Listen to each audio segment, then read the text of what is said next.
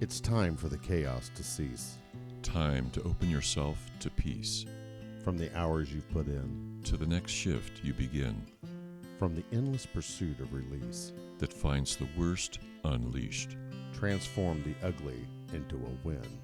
Get to know your shield within.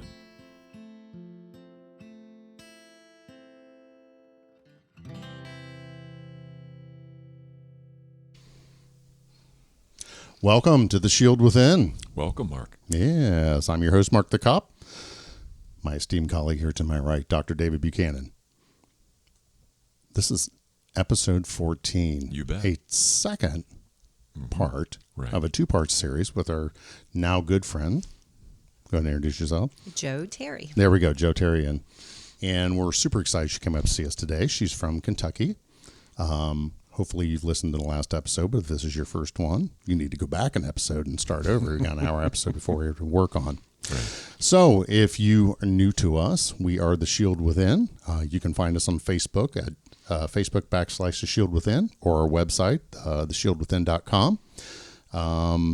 If you find yourself in need, and you need someone to talk to, you can reach out and touch Dr. David himself. Now, he's not a real doctor. We just like that there because it has a good ring to it. But you can go see him at lessonslearnedcoaching.com or go to The Shield Within, push the coaching button, take you right to him. Another thing, listening to our episodes, if you are a first responder, we delve deep into the life of first responders and the shit we go through. Excuse this cussing. That's why we are rated E, in case I let an F-bomb drop. So we don't want anybody being offended, but listen to the show may stir up some stuff, and I can tell you the past few episodes and the one we just recorded, Joe's reflections of things that's happened in her life had me a little stirred up, so I had to do a little grounding. But if you listen and you got something triggered, reach out to your therapist, work on some grounding yourself. Right. Get yourself into a good, safe place, and now you know something you have to go work on. Right. Does that make sense? That makes perfect sense. Beautiful. Yeah, welcome back. Thanks for being here with us. Happy to be here. We're so happy you're here. Yes. We ended episode 13, for those who are just tuning in kind of a heavy place, and we may go back there. But I thought, I thought today, for starters, I want to talk about a little bit what you were so excited about when you and I talked on the phone. You have described a procedure that is possibly life-changing for the field of mental health and the field of treatment for trauma for all first responders and a lot of other people as well, like sexual survivors. So, would you mind talking a little bit about this, my dear? You might not get me to stop. Okay, that'll be fun. So, We can always do a third. right. I have nowhere to be. A quick anatomy lesson. The brain changes physiologically with PTSD and trauma. So there's a small part of the brain called the amygdala, which is our fear center. It's our fight or flight center. And that part of the brain is controlled by something called the stellate ganglion. They think. And the stellate ganglion is a bundle of nerves that sits in the neck, in the front of the neck, right around C6. And we've found through the VA treating chronic pain with our veterans that when they would inject medication around that ganglion, that vets with severe PTSD experience a reduction in their PTSD symptoms. Whoa. Wow. Yeah. So the evidence isn't strong, and there will be a lot of people who say it's not an evidence-based practice. But what we're finding with first responders, trauma victims, is that when the procedure is done, where they put a small needle around that part of the neck and inject a lidocaine-like drug mixed with some saline and a little steroid, is that bundle dials the amygdala back. Gotcha. And it doesn't turn it off. The first question first responders ask is, well, if you turn off my fight or flight center, am I going to be able to do my job? Can I go Yeah. into a burning building? I can see that. Do I know what to do? Right. And the answer is absolutely. Just think of that amygdala is dialed to the too high position, which is why you can't come back down to the normal baseline like the rest of us. So when they do the injection in there, it doesn't turn it off, it just turns it down. Turns it back to medium. Maybe even low. Yeah, if for we're thinking some of like people. a flame on the stove, Exactly. that's kind of what I have in my mind right now. Simmer is Okay. where Yeah. we're Oh, going but to. better yet. I like that better. Okay. Yeah. And Yeah. so we've done 8 through the Chip Terry Fund. Some of the individuals have done a second block. One individual that we did is a Marine who served 2 tours in Afghanistan. Mm-hmm.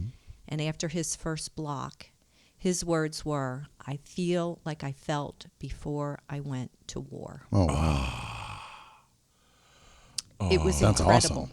Yeah. Now, his was about a month and a half ago, and he's still feeling the positive effects of the first block. So the protocol we're using is we do the block on the right, and then follow up 4 to 6 weeks later and do a block on the left. Who's administering it? Do you have a medical doctor that's I doing do. it? I Okay. have a very good friend of mine who is an anesthesiologist. So awesome. He does it under fluoroscope, which means that he uses an x-ray machine Mm-hmm. to pinpoint exactly where he needs to go. And he's using that to place the needle about 1/4 of an inch in, maybe a little more than that. And that's where he injects the medication. There are no long-lasting side effects. Sometimes they get a little droopy on their face.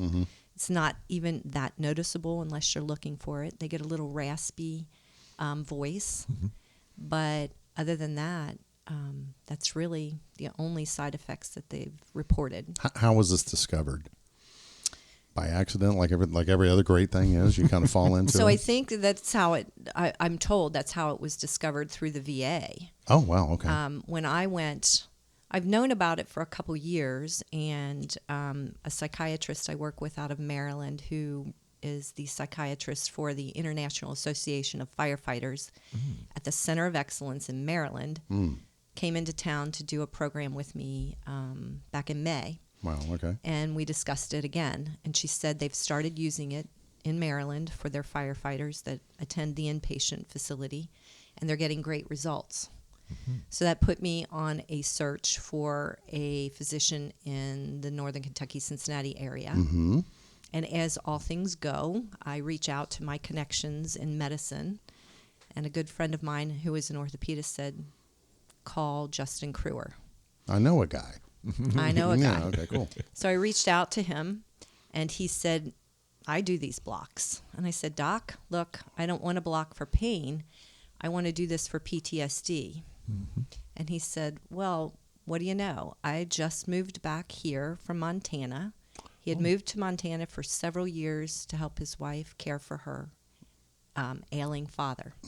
And while he was there, he started doing blocks for PTSD, vets, first responders. They were driving 6 hours to get to this doc. Oh, good Lord. Okay. So he said, I'll do them for you.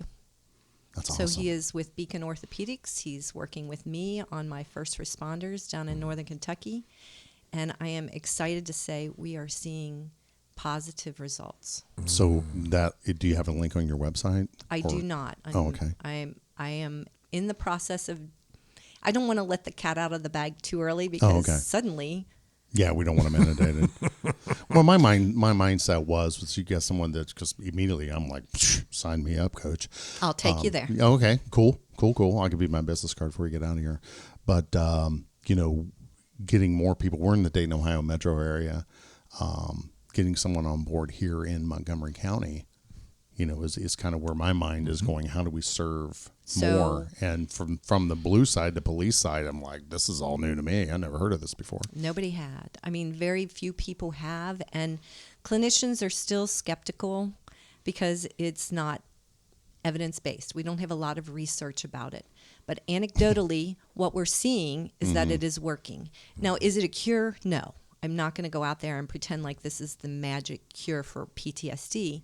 but it dials down that fear center enough that you are not anxious when you're doing your EMDR or your therapy or you're working with your clinician. Yeah. So anybody that the Chip Terry Fund helps support has to be treated by a clinician, or it's I'm not going to go there. They need to be Okay. doing all of the pieces in order to get well, not just a quick fix. Right. So, very optimistic about this. I was contacted yesterday by a Dallas firefighter, Wow. City of Dallas. He heard what I was doing, and he said, "I need to talk to you about this." And we talked for about an hour last night, and he said, "I'll come up there and do it." I said, "Well, let's see if I can find someone in your area." So that's part of what I do when I go teach. I try to find clinicians that are culturally competent with first responders, that know EMDR. That's a big thing. It is a Yes. big thing. But it's sometimes as easy as a couple phone calls, and you find somebody to connect. And then I have a resource wherever I teach. So now I will be So awesome. reaching out to my doc friends and saying, who in the Dallas area is doing this? And the doc from Maryland that I've been in contact with that told me about the protocol has several names for me in Dallas. Oh, So that's fantastic. I will find someone here locally. Oh, awesome. Yes. Or That's you can drive great. to Cincinnati. No, I drive down and go to Montgomery and have dinner and then just get stabbed in the neck and come home. We call it the neck jab. And my first responders are really optimistic. Oh, so cool. So, yeah. So say I'm sitting here right now and I have a burning need to throw money and I want to donate to the Chip Terry Fund. How do I do that? Well, we are on Facebook and we have a website. It's thechipterryfund.org is our website. And we Okay. have a donate button. Oh, cool. Okay. And, just to let everyone know, I don't take a salary. I use every penny we get goes right back into servicing our first responders that are in need of help. That's fantastic. And just so our listeners are aware, David and I were sitting here trying to throw $100 bills at her. And she's like, no, I'm kidding. I'm kidding. But, we were wanting to compensate Joe for coming up today. It's about a 100-mile drive, wasn't it? No, not quite that. You're Northern Kentucky? And it's about 60 miles.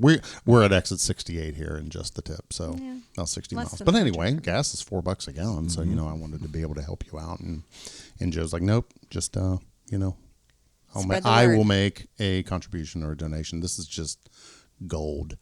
Through the last episode and so far today, I've just hung on every word that you've had.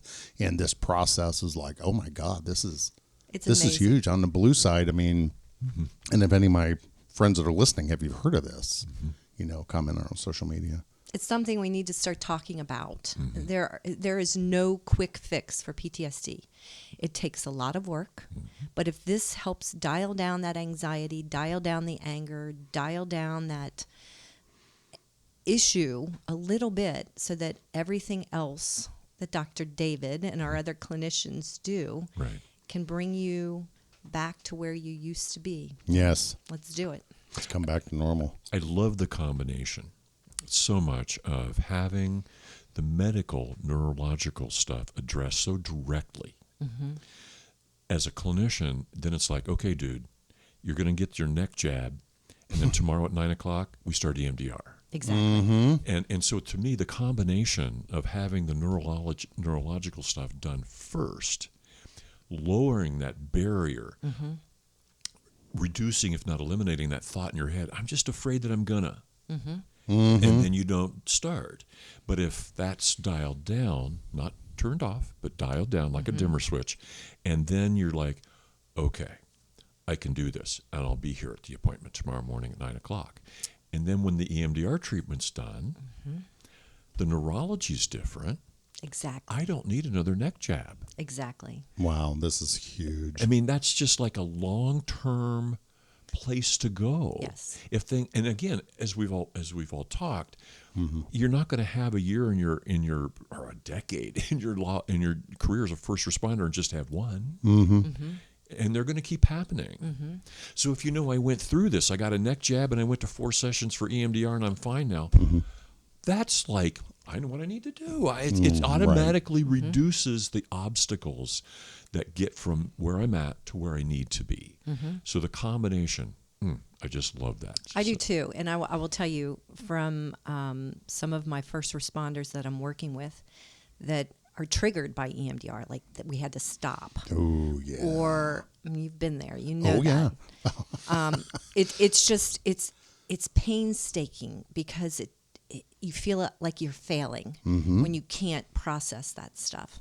And to be able to take them and do these injections and see that they're a little more calm, their anger is more under control, that now we can take a step forward with the therapy. Right. And I feel like this is where God put me in this place to meet these people, and then, okay, let's give it a shot. Right. Most insurance companies are not covering the block for PTSD. Right. Okay. Well, So finding good, competent anesthesiologists that are willing to do this, they'll take your cash, but I want to make sure they're good at what they do, and they have a reason to do this Yes. for our first responders. Exactly. And that's my guy. So one thing I want to jump in here as the patient, I can tell you what it took me. How long, David? Year and a half. Year and a half to step to the plate. And he talked about EMDR since probably third session. We did the inpatient, and I'm like, nope, not doing it, not doing it. And I got no. And he would always say, why? I think that if this resource was available when I started seeing you in 2010, would have brought that fear factor down and opened you up to saying, hey, bro, but it would amp up my anxiety just thinking about it, because number one, I didn't know what I called it. My Pandora's box is what that cumulative stress was, because like, fuck this, I grabbed that, throw that memory in there, slam the door down. Exactly. And I don't have to fucking deal with it anymore. I can stay in cop mode. But this treatment that would have dialed that back a lot, because when I finally got there, the first session was, I should have had a driver bring me home. That was I slept for like 12 to 14 hours after that, once we did our first session. But, this would be a great hand in hand. And what I'm really excited about right now is listening to you two, kind of combine resources, or, here's a process that could be set up. Yeah. So, yeah, that's great stuff. And I'm really learning a lot. I'm so thankful you're here today. So thanks for coming up. It's unbelievable. Yeah. Okay. Now, there's another factor that we've talked a lot about on the show that we've touched on just a little bit today. And you deal with so many different departments. I can't let this opportunity go by. One of the things we've found to be telling is like how departments and their cultures have an impact on the individual employee. Their job satisfaction, the amount of risk that they're going through, the hours, the shifts that they're given, people that they're working with, et cetera, et cetera. And then each department seems to have an almost different way of looking at mental health. Some departments in the area are really becoming strong in supporting and advocating for their staff's mental health and providing the yoga, and somebody like Carla, who's available for folks who go through traumatic situations. Invaluable to me. But like the culture of a fire department, the communal nature of a fire department, the policies that go into supporting mental health services for firefighter staff. When you travel around and you have experiences with all these different departments, do you see like how the department thinks of itself, its own culture? How much impact does that have on the trauma experience of a firefighter? If the department's supportive and providing mental health resources, does that provide then the individual firefighter with more happiness and satisfaction in their overall life? What's your experience there?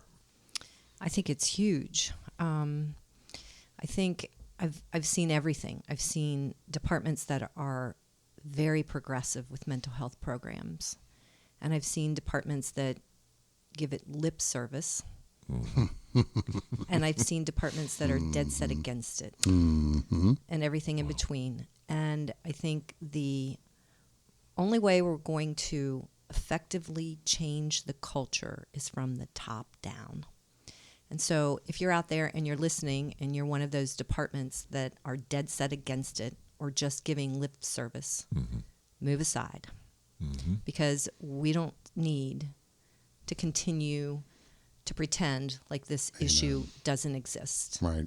And if you're the progressive department, then spread the word.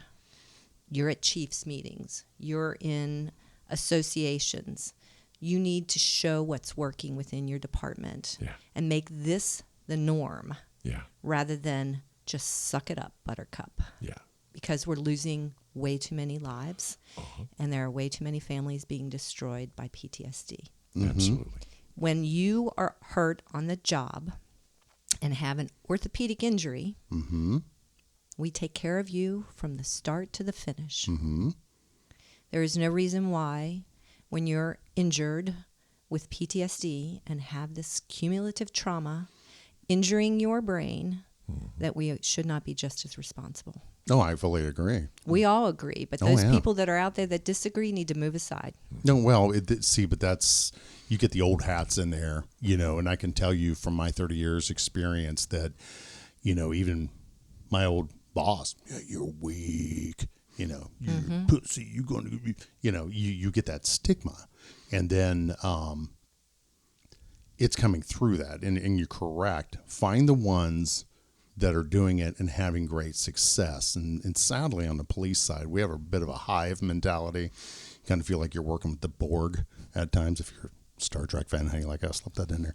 But they, if I'm doing it, then you're going to do it. It's kind of like, and I really love when you touched on, if you're at the Chiefs meeting, everyone start talking about how do we do this? And it isn't a lot of money. I mean, you're talking about the departments or the cities providing mental health therapists there on staff. Is I correct with that with the last episode? Embedding them in your department. Having them there, having them ready. I mean, there was a department here south of the city. I'm hoping to have that chief on. David and I talked about that on break.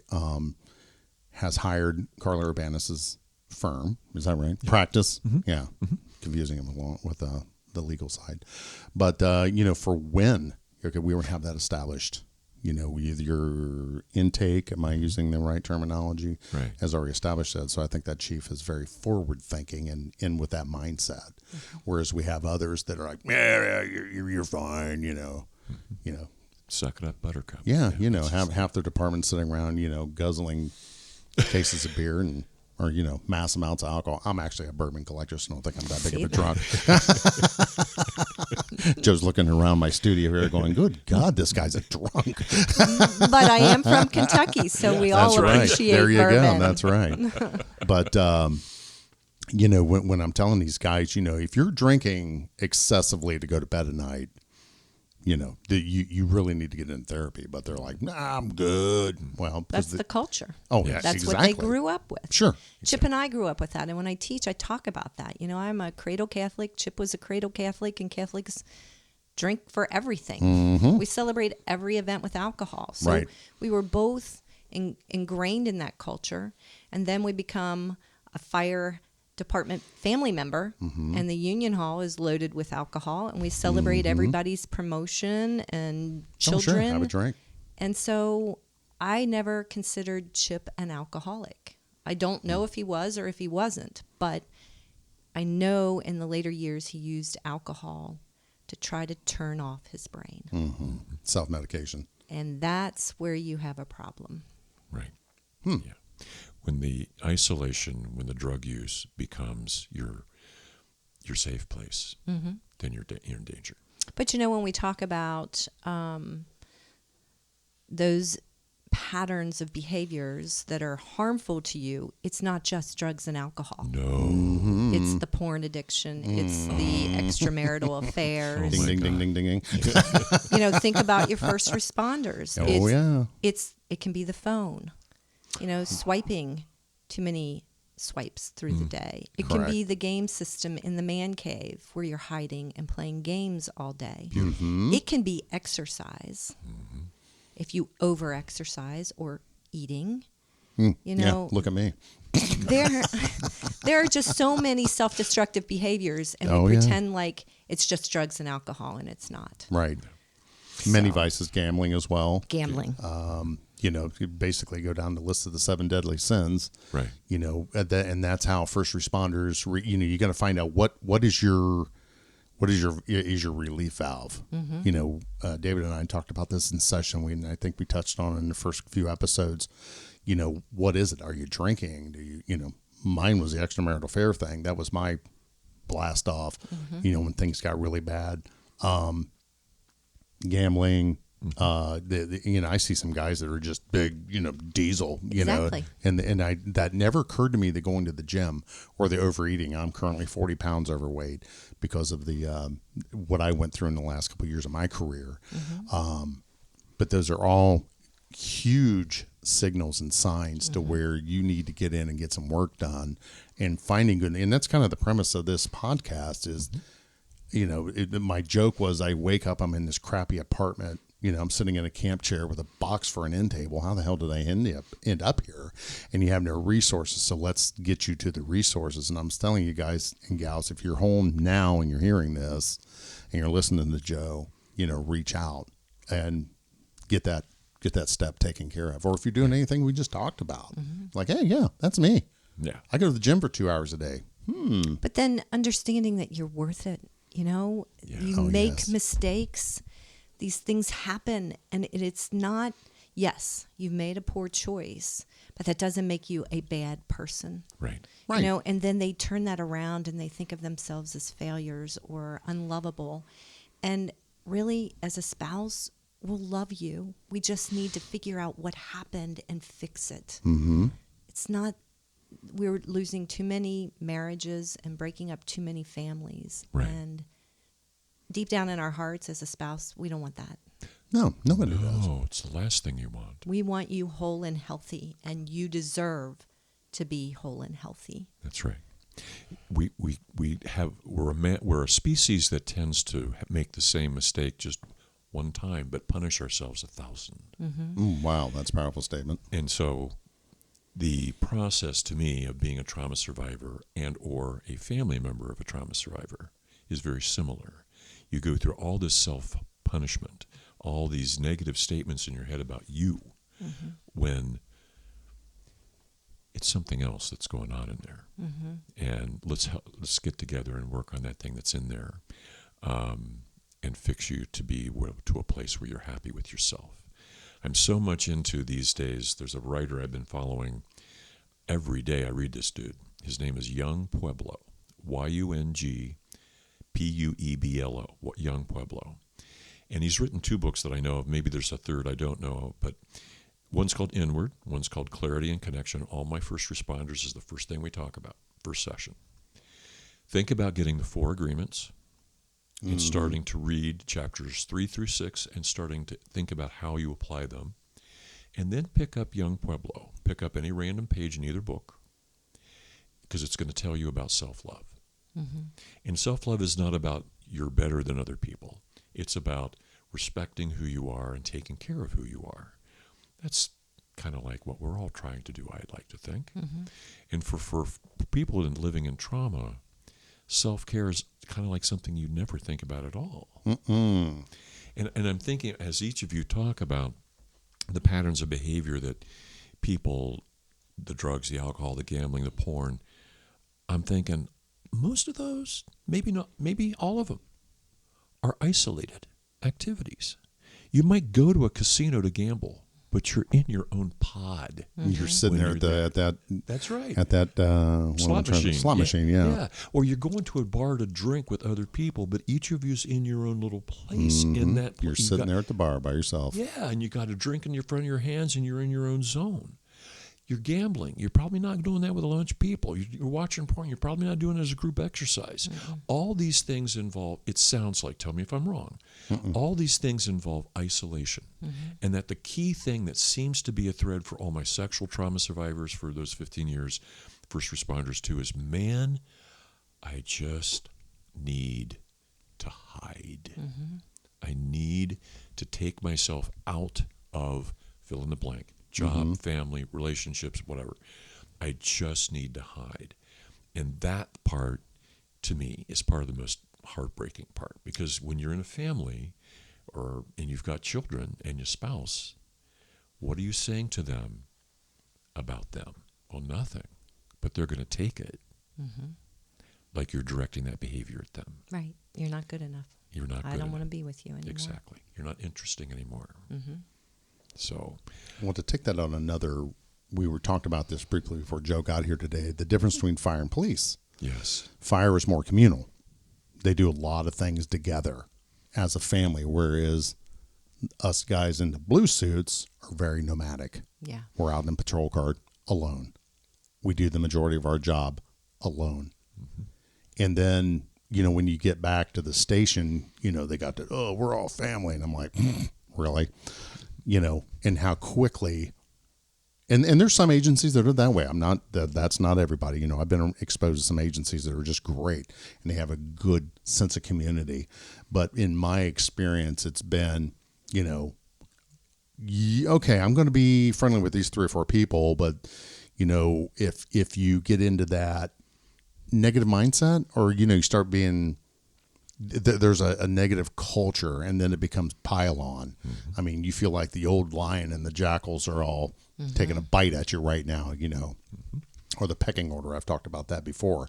Right. So in the blue world, that's very real. And if you have someone that's suffering a mental crisis, and now you have that piling on top of it, your blue family's turning against you. You've been the jackass at home, and now your own family's against you. So that just compounds that isolation, and that's where you need to just get back to doing the things that you used to do. Get out, go, music's always a great thing. And that was the first thing I did, was pick the bass back up, trying to fumble through a set of bagpipes, which is frustrating on its own. But, just get out and do something different, realize that we as humans are communal. And get back out, and if you've got a group of people that's seemingly against you, go find new people. Exactly. And sadly, with my life, I've lost a great friend. He didn't die. He just decided he didn't want to be friends anymore. And, you've suddenly changed your view and the people you're associating with. So, and it's okay to do that, guys and gals, change. Right. The best thing an old man told me years ago, and says, Mark, your life changes every 10 years. No matter what. Everything is different every 10 years. The life that you know today will not be this way in 10 years. That's right. And it's absolutely truth. But, the way you're looking at things and how you have that self-care and that self-love is determined upon where you're going to be. And I think you told me the longest journey is that 18 inches from head to heart. And that's where we as first responders, we spend so much time in the negative or seeing the negative. Yeah. And then you look in that mirror and you become self-loathing, and that's really a hurdle that's hard to get over. Absolutely true. Absolutely and through EMDR, which is huge, and now this new therapy, I'm sorry I don't have it committed to memory, what's it called? Jabbing it. Stellate Ganglion Block, SGB or neck jab. Man, I may just go do that just for the experience of it. Anything that facilitates the beginning of treatment and the beginning toward solution, the beginning toward growth, I'm a big fan of that. Oh, yeah. Do those things that make yourself be more well, physically, mentally, spiritually. It's all going to be good for you. And yet, I'm also hearing what you're saying, though. If you take one part and you emphasize it to the point where you're excluding the people around you, your solution becomes a problem. If you're isolating from your marriage because and I've got a specific individual in mind here that I'm working with, he works out constantly. I'm sure he looks like $1 million, but his relationship with his wife is nowhere. Nowhere. He doesn't know how to connect with her. She doesn't know how to connect with him. They have a child. I would imagine the child is getting the least from each parent. Wow. So the exercise is great. Strong confidence, power. It feels darn good to be in great shape. I know that. But if you're doing it at the expense of one of the consequences of your being well is hurting and distancing yourself from other people, then your solution's a problem. And your isolation is the thing to address, not your pecs. I agree. I think that is the most common symptom I see is that isolation, that withdrawal. Yeah. And it's hurting everybody around you. Yeah, and it becomes a mystery. You start filling in the blanks what you don't know with what will happen. And so everybody around that person's like, well, I bet it's this, maybe it's that, maybe it's that. You're all doing this all, self-punishment stuff when the mystery is not really a mystery to the person going through it. Well, and I like with me, where was my safe space? We had a large home. We're Catholic as well. I don't know if you knew that. You probably figured that out walking in the door and seeing that crucifix with the palms hanging there. Exactly. Hey, fellow bead roller. But I would go upstairs and just isolate because our third floor was an attic. We had an older home, and the attic was cold storage. So the ceiling from the second floor was insulated, but we turned it into a master suite upstairs. And if I had a bad day, I just shut the door and go upstairs. And my wife was always like, Daddy's had a bad day, couldn't hear the kids. And a couple hours later, I'd finally emerge, like a troll out of a cave.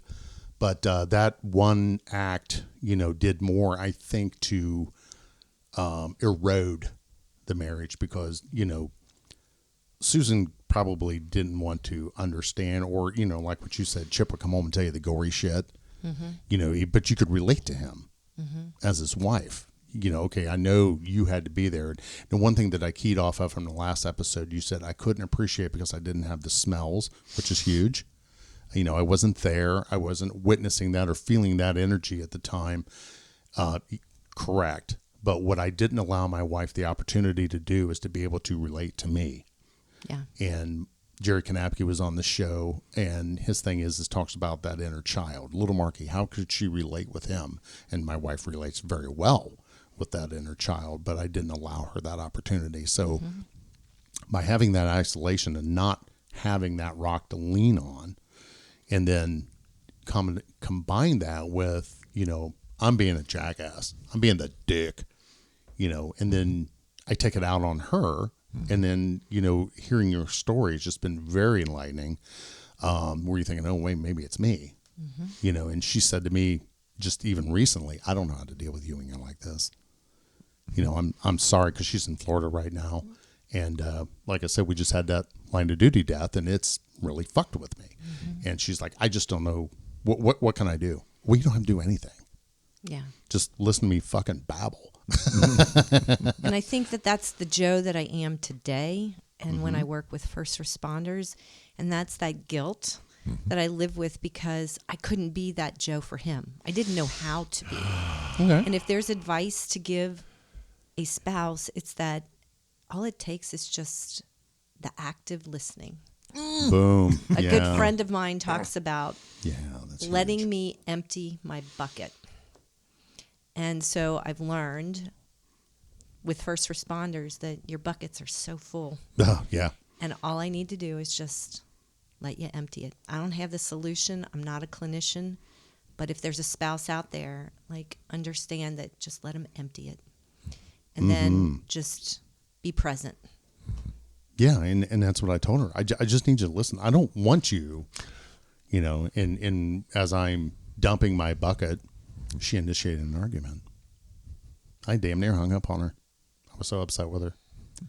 Yeah, but if you're not having that communication, again, this is where our clinicians come in, where I'm an advocate for couples therapy. Oh, yeah. They teach us how to undo all of those bad behaviors that we grew into. Chip and I did it, Right. and I don't let that anger affect the emptying of the bucket anymore. Oh, good. Yeah. There are times when it wants to, but I need to just take a pause and say, look, they're hurting right now. Yeah.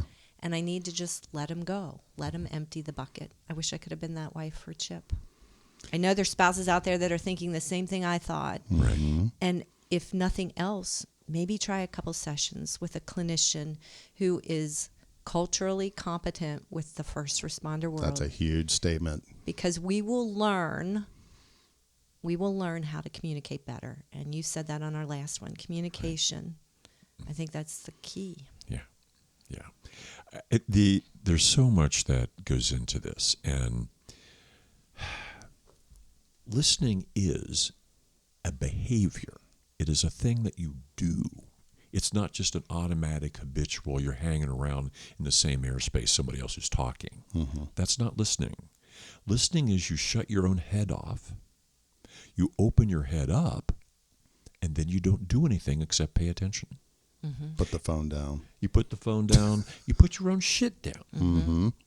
And you listen, and one of the other little rants I have in my little podcast yet to be is listening starts with an open mind. Don't think you know what's going to come out of that person's mouth. Let it come out. So much of what my first responders talk about not being able to do is express emotion. That's it. I just don't know how to get rid of all the anger that's inside me. Well, there's a protocol for that.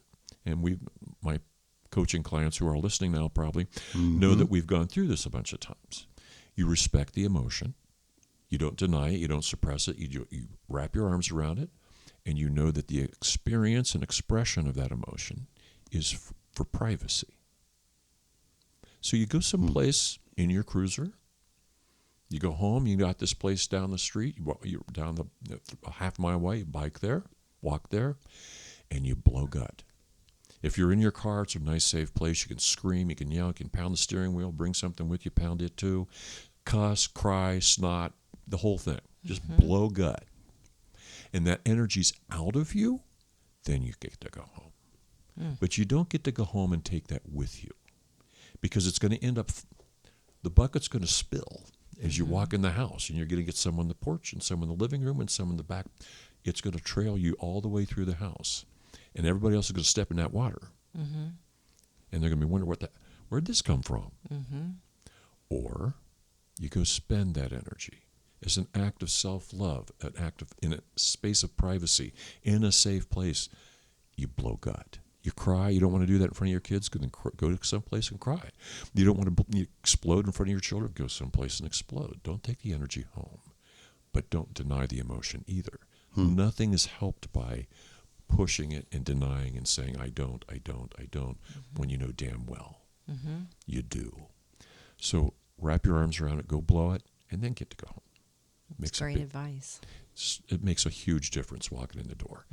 And then share as much as you want to share with your spouse. Sometimes spouses are just like, man, I don't want to hear about that shit. I just like Susan, I can't, I don't know what to do with it when you tell me those stories.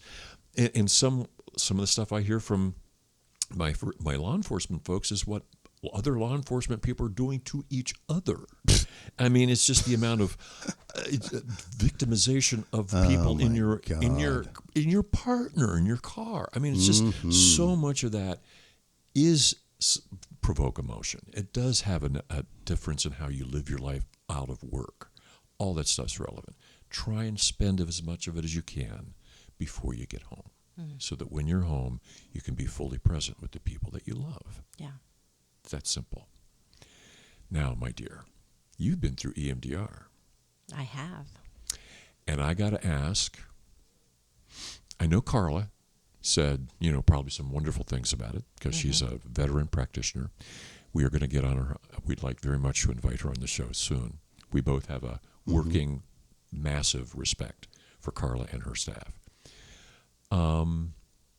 Who did you pick? How did you pick that EMDR practitioner? How'd that process work for you?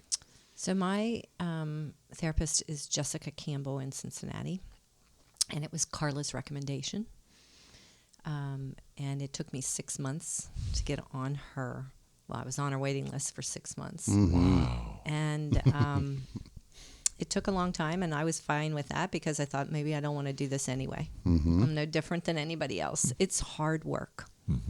It is very hard. And I got the call, and we did it day one, and after I did it day one, I signed all of my kids up. Wow. Because, 2 were in the Marine Corps and didn't go through the few years that Chip was kind of evolving and changing. So they still had this version of their dad before they left. The 2 that were home saw the changes and were experiencing some of the negative stuff, the withdrawal and, the things that gave him the nickname Jackass. And they were all filled with guilt. Yeah. Like, So they all did it with Jessica. And I'm happy to say it was beneficial for all of us, and they all know when they need to go back. We're coming up on 5 years, so the days are getting shorter, and the smells are changing, and the heat is out there. Mm-hmm. And so this, I've learned over the last 5 years, triggers all of us. Mm-hmm. And it's that anxiety that starts to amp up in August through the anniversary of his death. Mm-hmm. And it's not necessarily the day that he died. Mm-hmm. It's the time leading up to it, because we're all worried about that day. Yeah. And so, we recognize it. Mm-hmm. We acknowledge that this is part of it. Mm-hmm. And if we need it, we check in with our clinician. Awesome. And it's not that hard to do. Mm-mm. I'm curious as heck.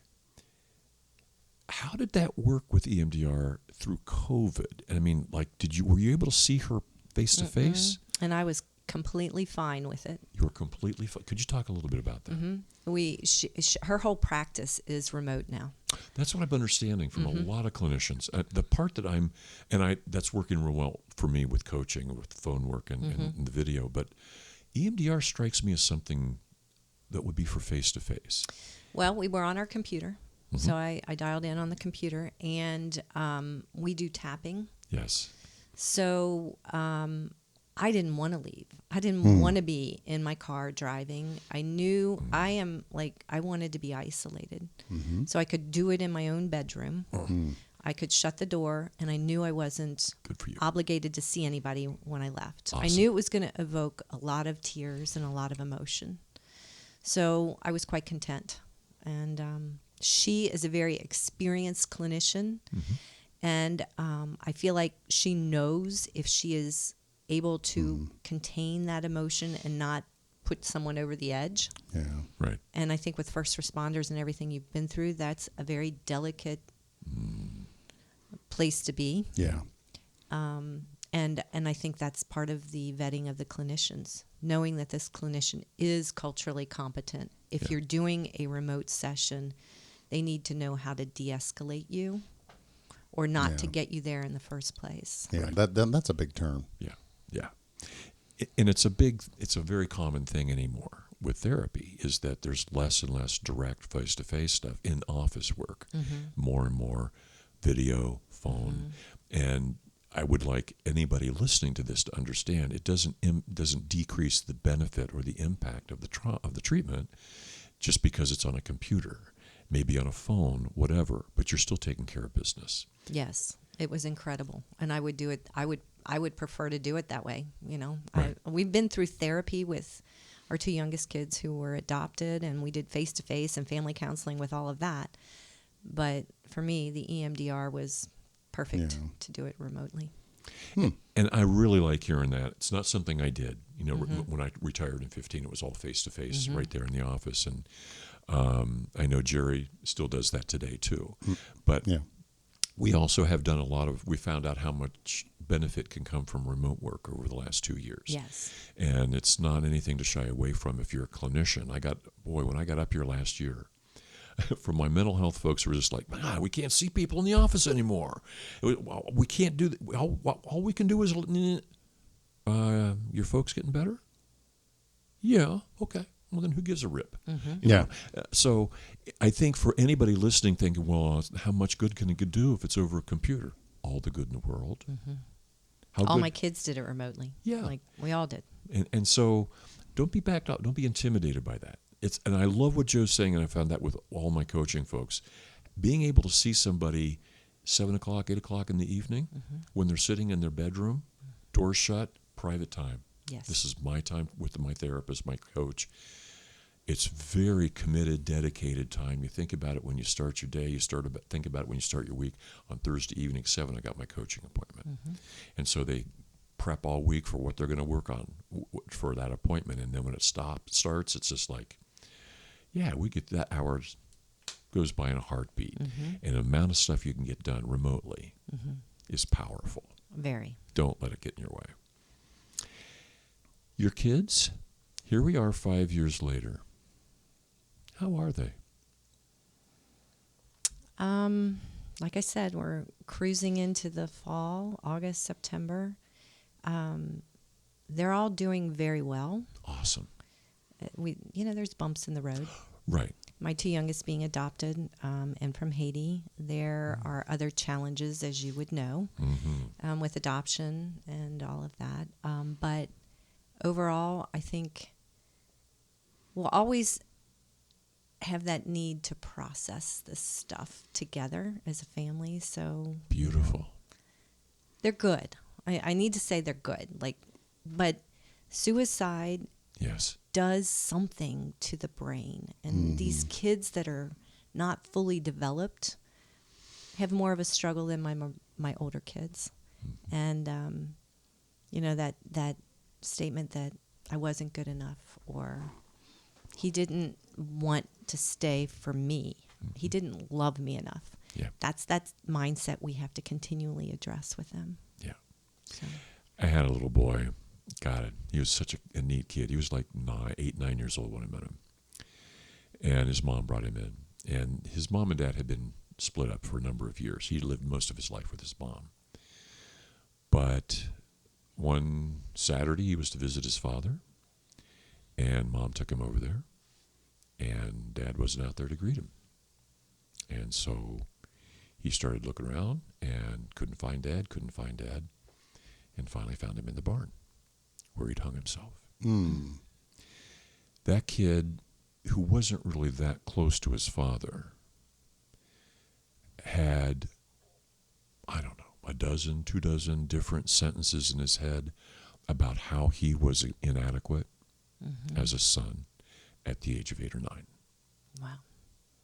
And I met him not that long after, like let's say maybe 9, 10, and he was, those sentences were like concrete in his mind.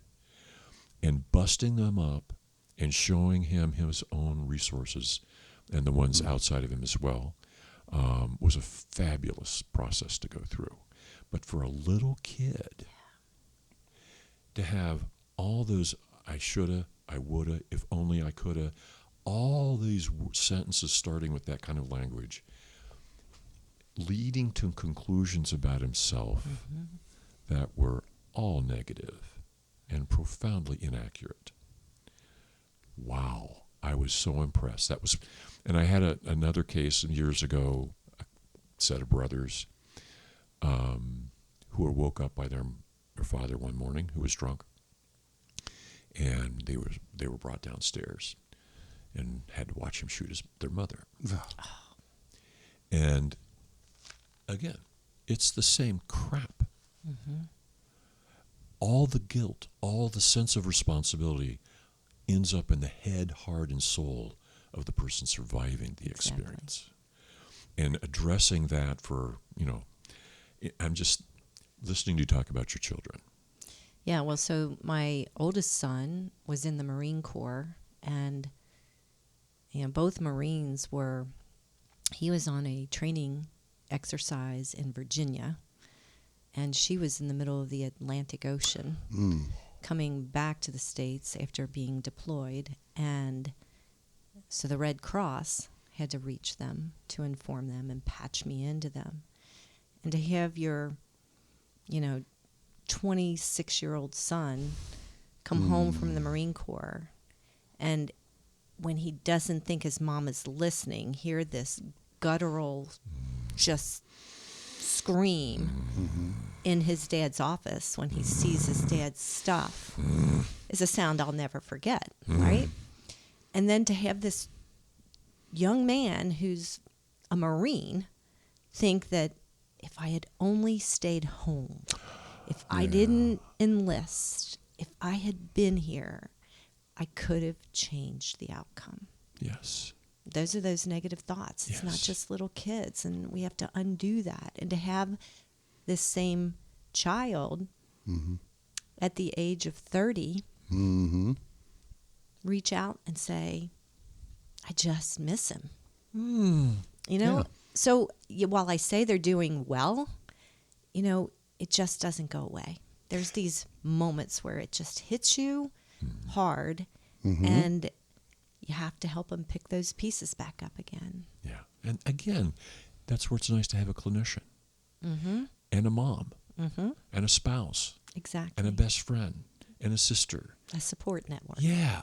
So if one's busy, two's busy, number 3, Mm-hmm. they're answering the phone. Okay, so it's your Yep. turn tonight to help me clean up what spilled out of my bucket. Exactly. Mm-hmm. Yeah. Exactly. Yeah. How much time we got? We are at 55 minutes. 55? Can you believe how quick that hour went? We can go longer. All right, real quick. It's our show. Real quick. Okay. Do what we want to do. Joe mentioned something a few minutes ago that I want to make sure we leave with everybody every time we meet and share. I want to leave a remedy with people. And what the video that we don't have would show you if it was here is that when Joe was talking about EMDR, she said she did tapping. And what she did was she crossed her arms in front of her so that her left hand is touching her right shoulder and her right hand is touching her left shoulder. So it's kind of like your arms are at an X in front of you. Mm-hmm. And then you start tapping your hands on your shoulders, back and forth, left and right. Rhythmically. Butterfly tapping, Right. EMDR. And when EMDR practitioners go to a site where there's been like a tsunami, for example, they sit in groups of people of 15, 20, 30 and just do butterfly tapping, which is what I'm doing right now. And as I concentrate on what it is that's disturbing me, and I'm concentrating about all the emotion that event has disrupted inside me, and I'm tapping, and I keep tapping, and I keep concentrating, slowly my anxiety diminishes. And there's a feeling of rest and a feeling of peace. And you may remember some stuff that you didn't even know you knew. And that's okay. Just keep tapping through it. Keep tapping through it. Go online, look up YouTube, butterfly tapping. I'm sure you'll see about 450,000 different demonstrations of it. Pick any one you want. But this is for those of you who are listening right now, triggered by what we've discussed over the last hour. Try this. It may be enormously beneficial right now. At any moment in the future, when you're finding yourself triggered by whatever the hell is going on in your life, try butterfly tapping. All righty. That'll work. Thank you. Thank so you much again for both of having us. me. No, it's our pleasure. Thank you so much for coming up. May your days and nights find you strong and safe. May you take your place as your family's face. As you do the shit that we won't do, as you embrace the risk you must go through, may you grow in strength and heal and find your heart, your soul, and your mind. You look at your life and grin. You have a home, the shield within.